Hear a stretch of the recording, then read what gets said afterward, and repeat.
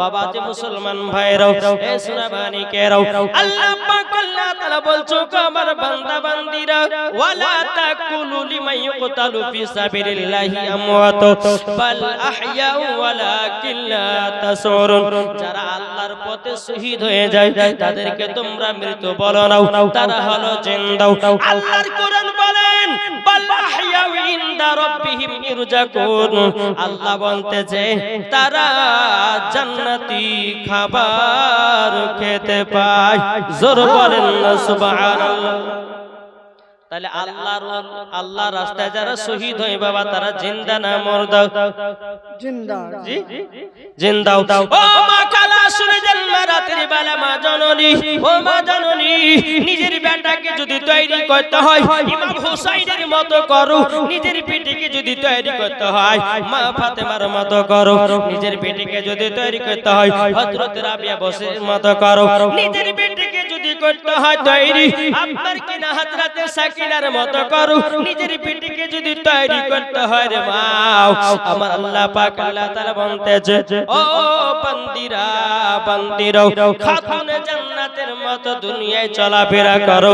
আমার আল্লাহ বলতেছেন মরার পরে জান্নাতি জান্নাতি। জোর বলেন না সুবহানাল্লাহ। সুবহানাল্লাহ। তাহলে বাবা কালকে জীবনী কোথা থেকে রেখেছিলেন? ইমাম হাসান হোসেন বলছে মা গো ও মা কালকে ঈদের মাঠে নামাজ পড়তে যাব, আমাদের কি নতুন পোশাক দিবেন না?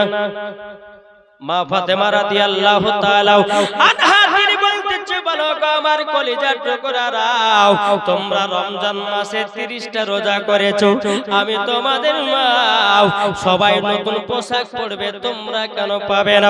তোমরাও নতুন পোশাক পরবি। যে মা ফাতেমা রাদিয়াল্লাহু তাআলা আনহা বাবা যে মুসলমান সারা রাত্রি আল্লাহর ইবাদতে পাগল বাবা। হযরত বিলাল বাবা মসজিদে নববীতে আযান দিতেছেন আসসালাতু খায়রুম মিনান নাওম।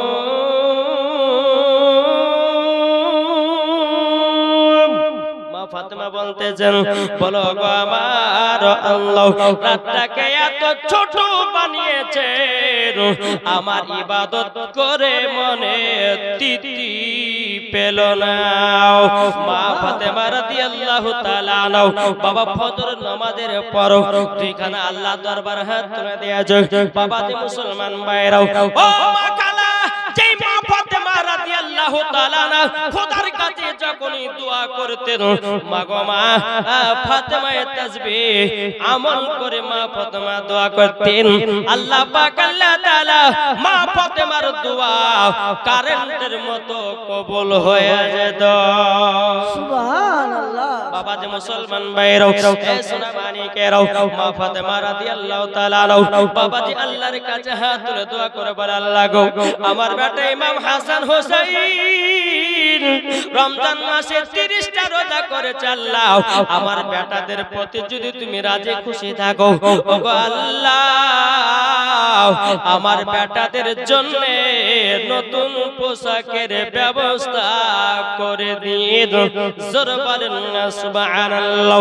সকাল হলো বাবা মা ফাতেমা রাদিয়াল্লাহু তাআলা আনহা তিনি সিজদাতে মাথা নত করে কান্না করতেছে রে বাবা আমার আল্লাহ পাক আল্লাহ তাআলা বলছো গো জিবরিল আর সিদরাতুল মুনতাহাইতে কানা বসি জলদি করে জান্নাতি পোশাক নিয়ে যাও আমার খাতুনে জান্নাতের দুই বেটার জন্য। জোর বলেন না সুবহানাল্লাহ। একজন চাচা দিয়েছে 200 টাকা, আল্লাহ যে সাথে জেনে দিয়েছে দান, আল্লাহ গো তিনা দানটা কবুল করে নিন। জোর করেন না আল্লাহুম্মা আমিন। ও বাবা ইবি মা ফাতেমা রাদিয়াল্লাহু তাআলা আনহা তিনি সিজদাতে মাথা নত করে আছেন, কে যেন দরওয়াজায় খটখট খটখট করে আওয়াজ দিতেছে। আমার মা ফাতেমা বলতেছে কে গো? বলে আমি এসেছি ইমাম হাসান হোসেনের দরজি। জোর বলেন সুবহানাল্লাহ মা ফাতেমা বলতেছে বলে আপনি দর্জি বললাম তাই জামা নিয়ে এসেছেন নাকি? বলে হ্যাঁ জামা তো নিয়ে এসেছে। মা ফাতেমা বলতেছে তাইলে আমার গেটের সামনে রেখে দিয়ে চলে যান, বাবাজি রেখে দিয়ে চলে যাও। মা ফাতেমা রাদিয়াল্লাহু তাআলা আনহা তিনি বাবা দরওয়াজা খোলার পর বাবাজি পোশাক দেখতেছে, পোশাকের রং ছিল বাবা সাদা। ইমাম হাসানের পোশাক হলো সাদা, ইমাম হাসানের পোশাক ছিল সাদা। জোরে বলুন না সুবহানাল্লাহ। মা ফাতেমা রাদিয়াল্লাহু তাআলা আনহা তিনি যখন বাবা পোশাকটা পেয়েছেন, পোশাকটা পাওয়ার পরে মা ফাতেমা রাদিয়াল্লাহু তাআলা আনহা একটু পানি নিলেন। বাবা পানি নেওয়ার পর একটু পোশাকে আপনার পানি ছিটা দিলেন। আল্লাহর কি কুদরত, দুটি পোশাকের রং আলাদা আলাদা হয়ে যায়। কোন কিতাবের মধ্যে বলছে জান্নাত থেকে দুটি আলাদা কালারের পোশাক এসেছে, আবার কোন কিতাবের মধ্যে বলতেছে যে মা ফাতেমা পানি দেওয়ার পর দুটি পোশাকের রং আলাদা আলাদা হয়ে গেছে। সুবহানাল্লাহ ইমাম হাসান হোসাইন বলছে মা ও মা আমাদের নতুন পোশাক নিয়ে এনেছো মা? বলে বেটা হ্যাঁ এনেছি, এই দেখো দুটি পোশাক রাখা আছে। ইমাম হাসান হোসাইন বাবা পোশাকগুলো দেখতেছে। ইমাম হাসান নিয়েছে বাবা সবুজ কালার, আর ইমাম হোসেন নিয়েছে লাল কালার।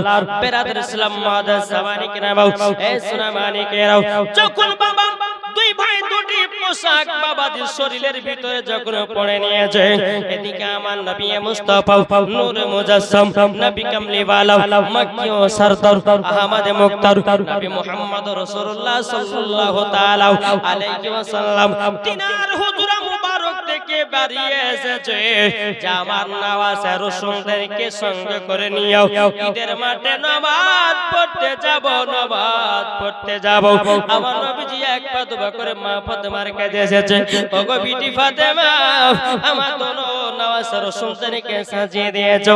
মা ফাতেমা বলছে আব্বা গো আব্বা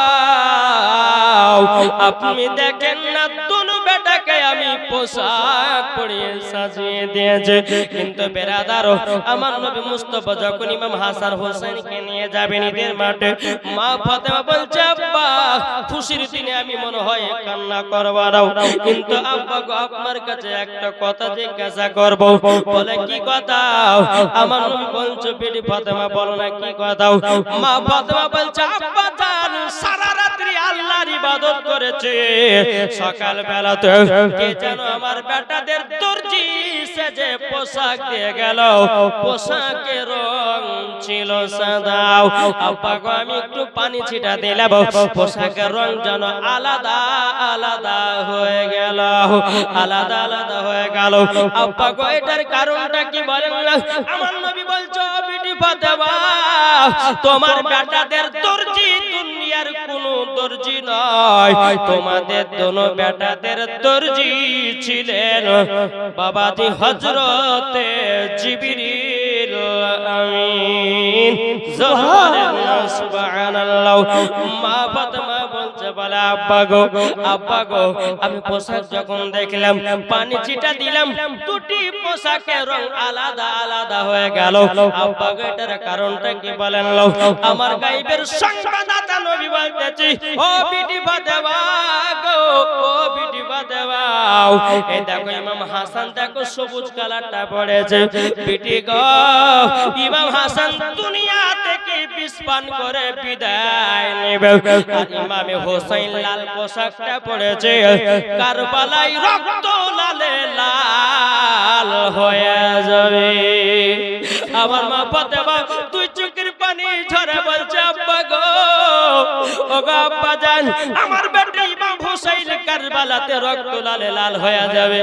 আব্বা গো আমার বেটা ইমাম হোসেনকে আপনার উম্মতের জন্য কারবালায় দান করে দিলাম।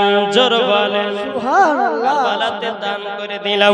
আমার নবী বলছো গো বেটে ফাতেমা তবে শোনো গো বেটে ফাতেমা আজকে আমি দোনো নওয়াজে রসুলদেরকে আমার দুই কাঁধে চড়িয়া ঈদের মাঠে নামাজ পড়তে করতে যাব।